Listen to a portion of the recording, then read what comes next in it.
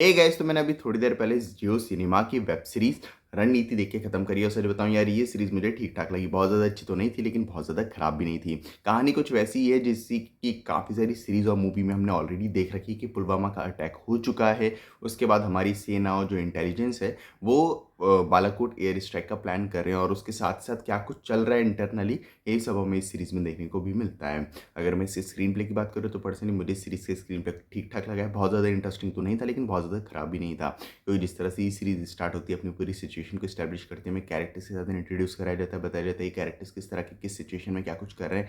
वो सारी चीज़ें ठीक ठाक ही हैं। किसी भी पॉइंट पर ऐसा फील नहीं हुआ कि मैं पूरी तरह से इस सीरीज में इन्वेस्ट हो चुका हूँ, जो कुछ भी चल रहा है उसे एंजॉय कर रहा हूँ, लेकिन हाँ, बोर बिल्कुल भी नहीं हुआ हूँ। यहाँ तो बात है कैरेक्टर डेवलपमेंट और कैरेक्टर्स के पीछे डायनामिक्स की। सभी कैरेक्टर्स को बस सरफेस लेवल तक डेवलप किया गया है। किसी भी कैरेक्टर में इतनी जान नहीं थी कि हम किसी भी कैरेक्टर के साथ पूरी तरह से कनेक्ट हो पाए। जो कैरेक्टर्स के पीछे डायनामिक्स थे वो भी बस ठीक ठाक ही थे। ट्विस्ट एंड टर्न्स के नाम पे भी आपको ज़्यादा कुछ देखने को नहीं मिलता है। आप इस सीरीज़ की हर एक चीज़ को काफ़ी आराम से प्रेडिक्ट कर पाते हो। आपको पहले से ही पता होता है कि क्या कुछ होने वाला है। जो हैवी हैवी डायलॉग्स हैं, जो एकदम बिल्कुल देशभक्ति वाले डायलॉग्स हैं, वो भी उतने इम्पैक्टफुल नहीं थे, जिसके कारण वो आप पे ज़्यादा कुछ हिट कर पाएँ, जो कि एक बुरी बात थी। और भी काफ़ी सारी चीज़ें हैं जिन पे बात की जा सकती है, लेकिन उन सारी चीज़ों पे अगर मैं बात करने गया तो स्पॉइलर दे बैठूँगा, इसलिए उन चीज़ों पे बात नहीं कर रहा हूँ। लेकिन हाँ, प्रॉब्लम्स काफ़ी सारी हैं। बात करूँ एक्टर्स की परफॉर्मेंस की, तो सब एक्टर्स का काम ठीक-ठाक है। फिर चाहे आप किसी की बात करो, पर्सनली मुझे सब एक्टर्स का काम ठीक-ठाक लगा है। कुछ सीन्स में सच में कुछ लोगों की एनर्जी डाउन लग रही थी, उनकी मैं बात नहीं करूँगा, क्योंकि मैं नहीं चाहता कि सीरीज़ को देखने से पहले ही आपको कुछ भी स्पॉइल करूँ। लेकिन हाँ, कुछ सीन्स में कुछ एक्टर्स की एनर्जी थोड़ी डाउन लग रही थी।